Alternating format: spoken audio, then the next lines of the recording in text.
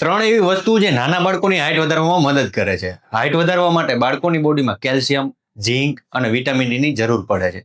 આ ત્રણ ન્યુટ્રિયન્ટ્સ બોર્નવિટા કે કોમ્પ્લેક્સમાં નહીં પણ તમારા રસોડામાં જ મળે છે. સૌથી પહેલું છે રાગી.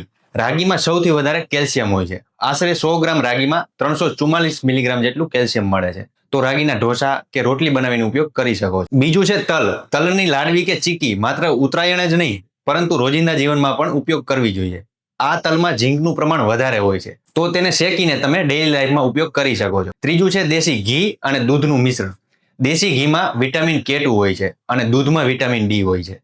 વિટામિન ડી કેલ્શિયમને એબ્ઝોર્બ કરાવે છે અને K2 એ કેલ્શિયમને ડાયરેક્ટ હાડકા સુધી પહોંચાડવામાં મદદ કરે છે.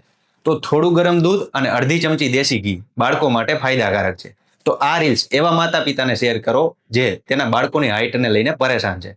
મળીએ નેક્સ્ટ વિડીયોમાં. ત્યાં સુધી તમારા સ્વાસ્થ્યનું ખ્યાલ રાખો.